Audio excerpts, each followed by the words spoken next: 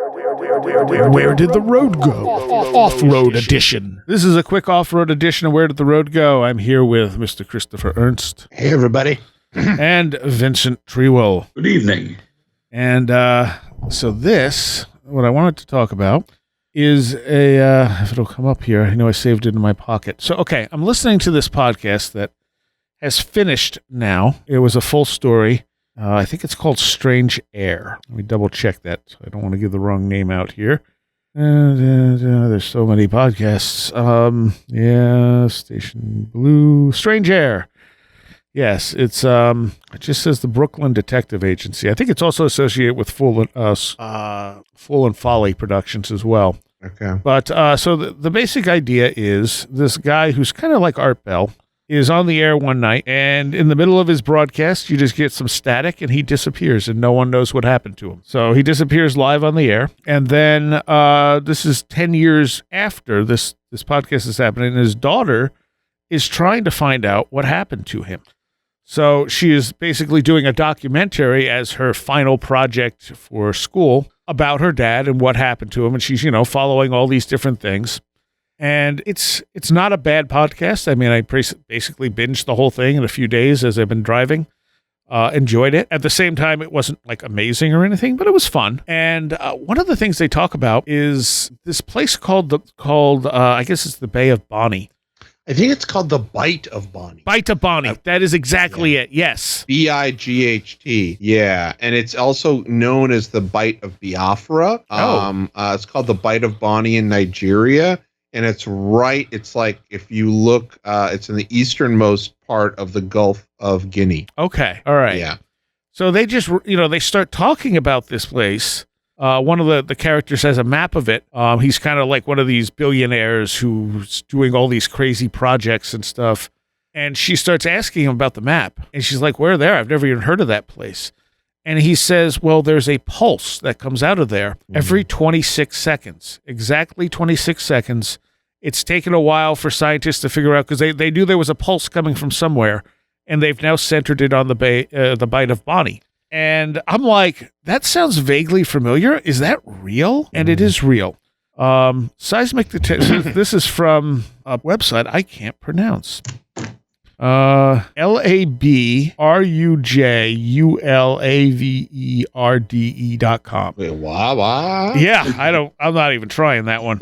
Seismic detectors around the world have been capturing a curious and strange phenomena for decades. Every 26 seconds, the Earth emits a pulse, a small microism, barely perceptible, that nobody knows why it happens or what causes it. Until recently, no one knew where it came from either. The first to document the phenomena was researcher Jack Oliver from the Lamont Doherty Geological Observatory at Columbia University, New York, who in the early 1960s found that the signal came from somewhere in the south or equilateral Atlantic and was strongest during the summer months in the northern hemisphere. 2 decades later, in 1980, Gary Holcomb from the United States Geological Survey found that the pulse was more intense during seismic storms, longer than normal microseismic activity, but we had to wait until 2005 when Greg Benson and a team from the University of Colorado managed to triangulate the pulse and located its origin, the Gulf of Guinea. And even more until 2011 for Garrett Euler to limit even more of the place of origin to an area in the Gulf of Guinea known as the Gulf of Bonny or Gulf of Biafra. Yeah. Map of the Gulf of Bonny. See, it does say Gulf of Bonny on this one. It does, but they do call it the Bight of Bonny on the podcast. Oh, it's saying there's a map there. However, what they failed to do is determine what is causing this earthquake to repeat itself every 26 seconds constantly. Euler was of the opinion that the cause would be none other than the waves hitting the coast, while a team from the Institute of Geodesy and Geophysics in Wuhan in China believes that it is due to some type of submerged volcanic activity. In fact, the Gulf of Bonny is very close to a volcano on the island of Sao Tome. Mm-hmm. But to this day, the mystery remains unsolved. Since the pulse does not cause any discomfort, at least evident, nor is it apparently perceived more than by the advanced technology of modern seismographs, nor does it cause any damage, it is not a priority. There are other more important things that seismologists can focus their research on. But this is fascinating to me because if it was waves, it wouldn't be every 26 seconds. One natural phenomena at that level that has that, regular machine-like pattern. The tides and the phases of the moon and all that stuff takes place at such a larger, space of time. Nothing happens exactly 26 seconds that's made by nature. It just doesn't ring true to me. Yeah, it's like there's, very rarely do you see straight lines in nature. Yes, almost never. Yeah. And it just screams to me there's some kind of machine involved. I wonder how long they've noticed this. Unless you just said it, I missed it. But yeah, they were saying it was first noticed like about 60 years ago. Huh. Yeah, in the 1960s. Early 1960s. Well, that's where they documented where it was coming from. The first to document the phenomena, it was in the early 1960s. That's just, wow. That's been going on quite some time. Yes. And nobody noticed it because it's not immediately perceivable by humans. You need like a seismograph. Right. Yep, it's not, and very sensitive seismograph, which is why it took to the 1960s before they were like, what is this? Yeah. And then had trouble, narrowing down where it was coming from. But why, why that spot? Why not the whole planet? Why wouldn't the whole planet vibrate? That one little spot. Yeah, in one article that I read, it said that there's this similar, what do they call it, like seismo something, but a similar like micro tremor that is caused by a volcano in Japan. Was it the same? But it's not exactly the same. Yes. But is the pulse the same? Is what I'm wondering. Yeah, I have not been able to find that. Yeah. Okay. I don't know. It just like I said, I think I've heard of this before, like a long time ago, and like listening to this podcast, like they're talking about, it, going, well, I got to make sure this is real because I think this is real, and it's like, oh, this is real. Okay, that's crazy. Yeah, no, it's really interesting. I mean, it's similar to like, not similar in the sense that it's an underwater sound to the bloop. Oh yeah, yeah. Yes. Which they've never fully explained either. Right. I feel like they tried. Somebody was like, "Oh, I think we figured out what the bloop was." They said it was ice calving off a glacier. Yeah, right. Yeah, that's it. Yep. It was not accepted by everyone, if I remember right, because it had a very organic sound to it. Yeah. Yeah, that's right. It was an ice quake.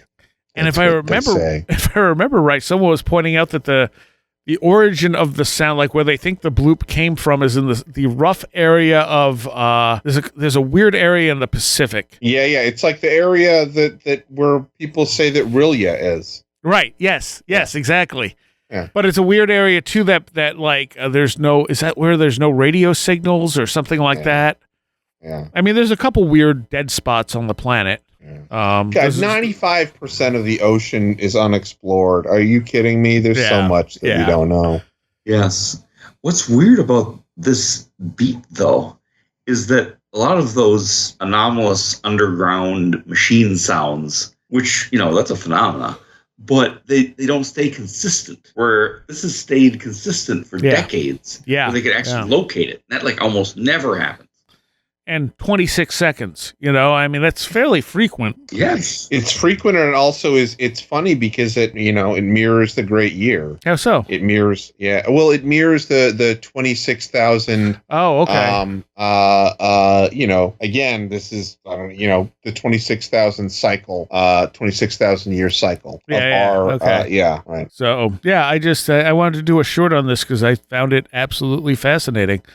It really is fascinating. And like I was saying when you mentioned at the beginning, it reminded me of the show that you and I had both been watching, The Rig. The Rig, where in it there's this reference again to something that actually happened, which was called, what was it? I forget the name of it. Doggerland. Doggerland. Yeah, it was but there was an event that caused the sinking of Doggerland, which is essentially this, really fertile area that used to be between like England and Scandinavia and like the North Sea there. And, sort of, if you hear people talking about it, it sounds a lot like sort of mythological, paradise time. You hear about sort of like, I don't know, myths going back. Very interesting. But yeah, there was an event that happened like, oh God, maybe 7,000 years ago or something like that. Yeah, I'm Googling it now. How did Doggerland disappear?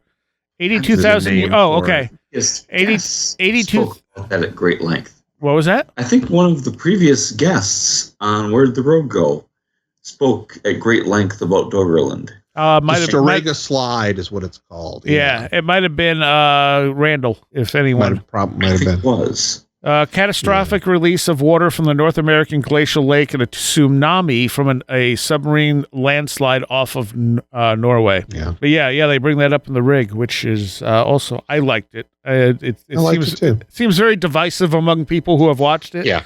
Yeah. It's a love or hate thing. Now because it sounds fascinating. I think it's best if you think about it as a play. Really? It kind of could be done as a play. Yeah. And they did renew it, which is interesting. Yeah, which is interesting, yeah. Because it got done, and I went, oh, you kind of left it off where you could continue it, but you're so getting canceled. And then literally the next day, there was a renewal notice, and I went, really? That's cool. Huh. I liked it, and you renewed it. How does that happen? Because that's not usually how it goes. Right. No, not at all. I mean, they'll cancel anything, you know. I'm sorry, go ahead. No, go ahead. I was just wondering about this Bay of Bonny thing. If it was only detected in the 60s, I wonder if it's possible it's some piece of technology left over from World War II. Something to do with like a U-boat or something. It would have to be going for a long time, though. Yes. But that machine, like 26 seconds, just seems so unnatural. But totally. But the thing is, it's also being detected across the planet. So I don't think there's anything technologically short of atomic bombs that we have that can be detected anywhere in the planet. Yeah. You know, it took them a while to narrow it down there, but they said it would, like during electrical storms. So when we're getting hit with more energy from the sun, it gets stronger, which suggests an electrical connection. It does. It reminds me, too, of you ever heard of the Black Knight? Yeah. Cycling the Earth, and we don't know what the hell it is. And, that's really strange. The Black Knight, the problem with that, like, Keel talked about that in his early books, Black Knight satellite, which seemed to be on a polar orbit. And it was before any of us had satellites up there, so no one knew what exactly it was. But then you have all this, like, Anunnaki, 12,000-year-old satellite nonsense on YouTube about it. Yeah. That really has nothing to do with the actual very little data we had on this weird object.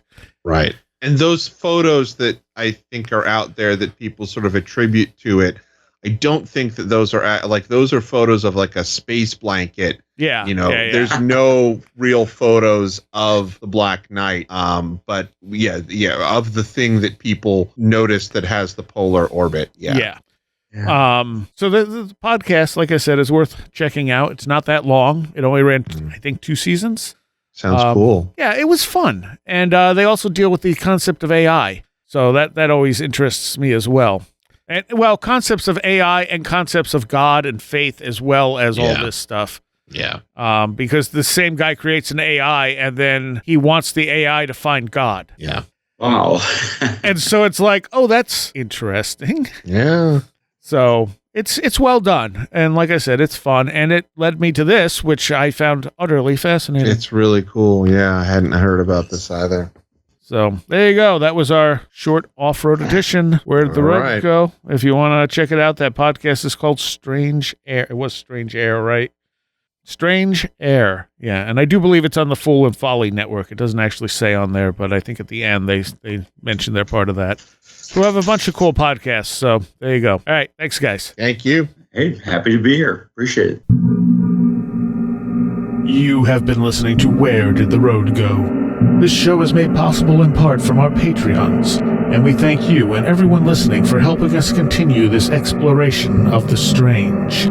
You can always find everything Where Did the Road Go related at www.wheredidtheroadgo.com. And thank you so much for your support.